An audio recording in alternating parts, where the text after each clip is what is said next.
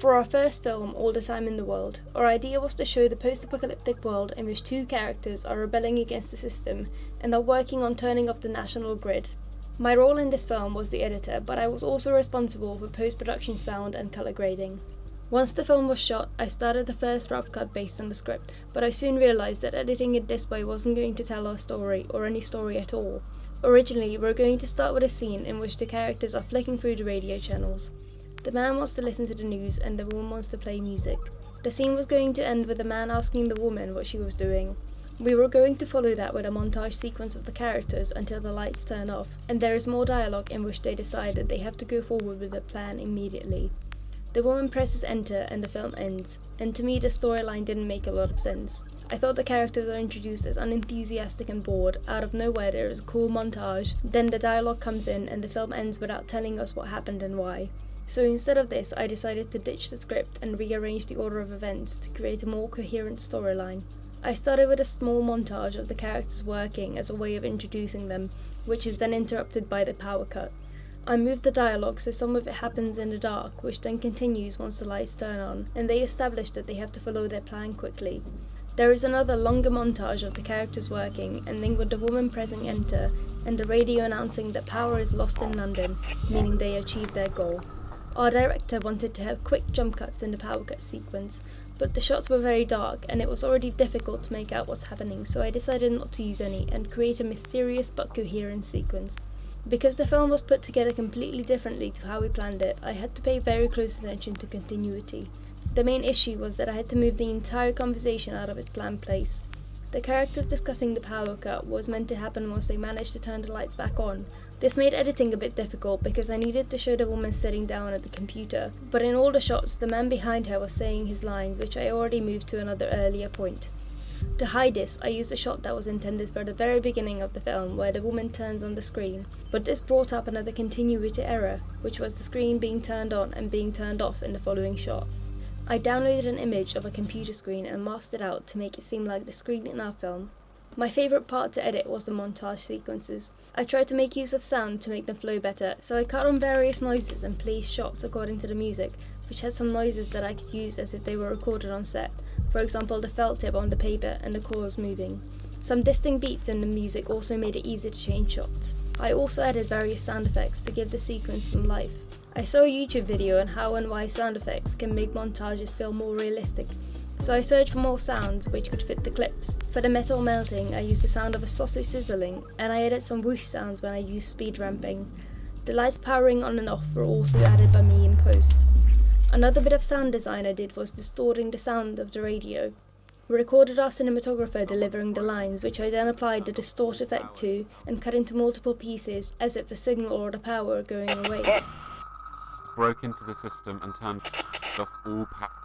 I ended the film by overlaying a broken TV screen on top of our footage. The idea behind this was that the radio announced that there is no power in London, which means the screen that our film was being played on would also turn off.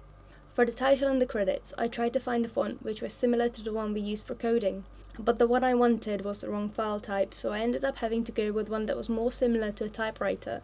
I added a flashing underscore at the end of the title, which would go with the theme of hacking or coding. I also did colour grading for the film, for which I wanted to go with cold tones. The lights we used on set, however, were very yellow and the footage is quite dark, so I had to work on it quite a lot. We filmed at a flat profile, so I started by adding a LUT which brought some contrast back into the footage, and then I added another LUT which reduced the colour temperature. I created a basic grade over the entire footage, then proceeded to work on the individual clips. I saw a technique in a YouTube video which allows you to preserve the skin tones by selecting its colour range in the Age Yourself secondary tab and altering that separately to the rest. I wanted the skin tones to remain warm and natural, while the surroundings are cold, so I reduced the overall colour temperature but increased the selected skin tones to counteract this effect. Overall, I think the changes I made to the order of events really helped the film in terms of storytelling, giving our film a clearer direction and resolution, as well as making the characters more realistic and understandable. For our second film, we decided to go with the horror genre. We started by researching the themes and conventions of the genre and decided to use the Last Girl convention for our work. I was the director, so I spent a lot of time discussing our ideas with my writers and our group. Our first writer didn't really get the grasp of what we wanted, so we worked on a script with a second writer, who after 3 drafts gave us a script that we could work with. We decided that our location would be the home of our cinematographer, as the script was set in a home environment. But when we got there, we realised that the location wasn't going to work, as we needed a window and there wasn't one we could use. This was very close to our shooting date and we needed a solution urgently, so our DOP came up with a new idea for the script, which I ended up writing. The idea was to have one girl drugged and kidnapped so her friend could have her kidneys, as her own ones were failing. I started by introducing a scene of 2 teenage girls just having a night in, then the host's uncle unexpectedly arrives. He stays with the 2 girls and they are drinking. Emily, one of the girls, starts to feel unwell. She passes out and when she wakes up she is tied up and is told by Kira that she was going to take her kidneys. She is then put back to sleep by the uncle. I didn't have much experience in script writing, so it was a challenge, but I tried to make the story unexpected but full of small hints which the audience would notice later on once they have seen the film. These included asking Emily, the victim, if she wants 2 sugars in her tea but hearing 3 drops, which we later realise is the drug that was put into her tea along with the sugar, or the creepy uncle knowing Emily's name, despite them never having met before. I tried to foreshadow the ending by establishing that there is something very wrong with Kira right at the start, and we know that Emily doesn't drink and her blood can be donated to anyone. Whilst we were on set, I was mainly responsible for guiding the actors and their performance.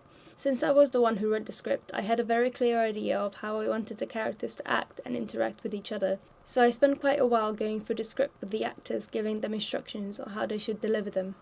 I wanted to make sure that the change in characters, or at least the change in the way the audience sees them, is clear but seamless. This was especially important for Uncle Andrew's character, who first appears to be friendly and interested, but we later find out that he had evil intentions, and we start to see him as creepy and predatorial. I worked a lot with him on his performance to make him gradually show more and more of his creepy side. I also worked closely with our cinematographer and tried to make sure that we have footage of everything. Because the script was changed so late, we didn't have a chance to plan the shots out properly, and since a lot of the film is conversations between the characters, we decided to get a master shot of every scene, then close-ups of the individual characters. This way we had the whole scene from multiple angles, which gave us more freedom during editing. For our first day of editing, our editor wasn't free, so the cinematographer and I put together a rough cut. We wanted to make sure every choice of shot is intentional, so in general I made sure to use more and more close-ups as conversations get more intense. I also paid attention to not only show the person that is speaking, but to show the reactions of those around them to help tell the story better. This was especially important when we found out that Kira and Uncle Andrew had a secret evil plan. At this point, Emily is falling asleep, and I wanted to create tension by giving the audience an idea of the danger which Emily doesn't realise she's in. I saw a YouTube video on the use of shot reverse shots, and the person in it said it's more natural to cut to the person speaking after they've already started their line, as if we were a third person turning our heads as a reaction to them speaking. So I used this in multiple places. For some lines, however, it didn't really work, especially the ones in which the person speaking started with a single word, then paused. This just looked strange to me, so for those lines I didn't use this technique. I think overall the story was quite good. It was unexpected and the characters had an arc, but looking back I noticed one main issue with it, which is that there isn't a clear main character. Emily, the victim, who we sympathise with, is very passive and doesn't lead the story. Kira is the one that we focus on, as she is the one who needs the kidneys and is involved in the kidnapping, but the action is mostly led by Uncle Andrew, and he is probably the most interesting character. If I was to do this again, I would make sure we have a clear main character that we follow.